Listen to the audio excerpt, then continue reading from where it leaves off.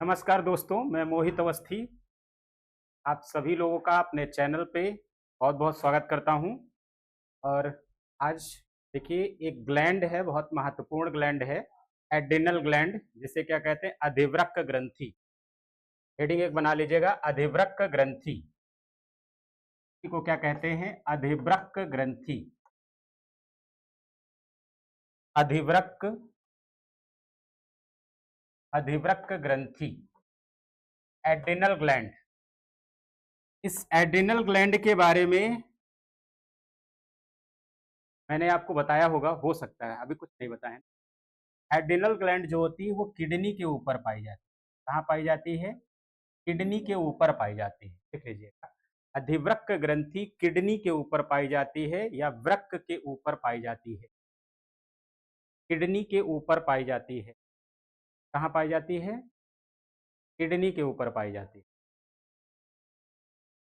Kidney के बारे में बहुत सारी चीजें आप लोगों को पता भी हैं, पता है कि नहीं पता है? पता है ना? किडनी के अध्ययन को क्या कहते हैं? नेफ्रोलॉजी। किडनी के अध्ययन को क्या कहते हैं? नेफ्रोलॉजी। किडनी का वजन कितना होता है?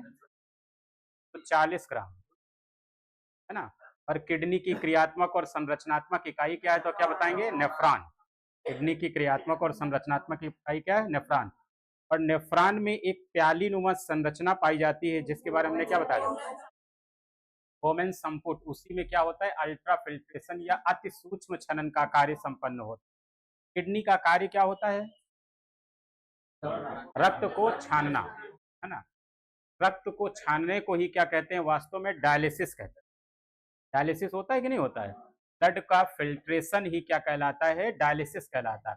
अगर किडनी में कोई समस्या आ जाए तो फिर क्या होता है? कृत्रिम कृत्रिम डायलिसिस होता है कि नहीं होता है? डायलिसिस करवाना पड़ता है ना? और पूछा जाए यूरिया को छानकर बाहर निकालने का कार्य कौन करता है? यूरिया को छानकर बाहर निकालने का कार्य कौन करता है? किडनी। लेकिन यूरिया का निर्माण कहाँ होता है? लीवर में। यूरिया का निर्माण कहाँ होता है? और अगर मान लीजिए यूरिया की एक निश्चित क्वांटिटी होती है, ज्यादा यूरिया बढ़ने लगे तो ब्लड में समस्या पैदा हो जाती है जिसे क्या कहते हैं? यूरीमिया। यूरीमिया कहते हैं। यूरीमिया। एक यूरिक एसिड भी होता है। यूरिक एसिड जैसे यूरिया होता है वैसे ही आपने सुना होगा यूरिक एसिड। यूरिक एसिड क्यों बढ़ जाता है? यूरिक एसिड क्यों बढ़ जाता है? हाँ, यूरिक एसिड बढ़ने का कारण क्या होता है कि अगर आप ज्यादा मात्रा में प्रोटीन खा रहे हैं तो यूरिक एसिड बढ़ जाता है। और यूरिक एसिड बढ़ने से क्या समस्या आ जाती है? यूरिक एसिड बढ़ने की वजह से गठिया रोग हो जाता है। गाउट दिखाया है मैंने, है ना, कि प्रोटीन की अधिकता से यूरिक एसिड की मात्रा बढ़ जाती है जिससे गठिया रोग हो जाता है। और साथ में मुझे ये भी बता दीजिएगा कि प्रोटीन शब्द किसने दिया था? वर्जिलियस ने, है ना? तो पीछे का तो आप लोगों को बहुत अच्छे से तैयार भी है। हमने सिर्फ अभी ये बताया है कि ये किडनी के ऊपर पाई जाती है। कहाँ पाई जाती है? किडनी के ऊपर पाई जाती है, अधिवृक्क ग्रंथि। और इस ग्रंथि से एक हार्मोन निकलता है, खास क्या हार्मोन है? और उस हार्मोन का नाम क्या होता है? एड्रीनेलिन। देख लीजिए, इस ग्रंथि से एक हार्मोन निकलता है और उस हार्मोन का नाम क्या होता है?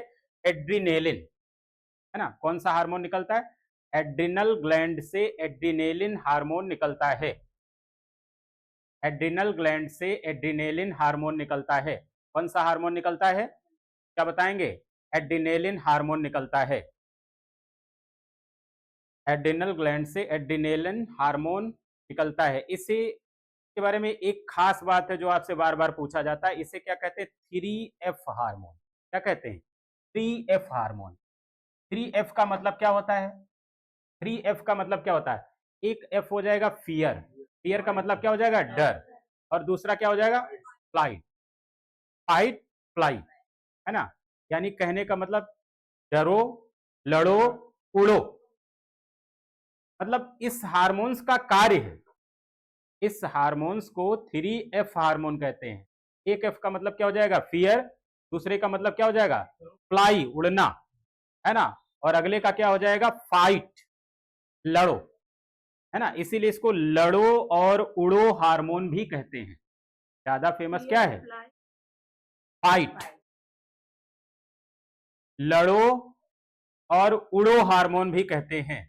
एक चीज आपने देखा होगा, तो पूछा भी गया है कि गुस्से के समय या डर के समय चेहरे पर उत्पन्न होने वाले हाव भाव किस हार्मोन के कारण होते हैं? इसी के कारण होते हैं।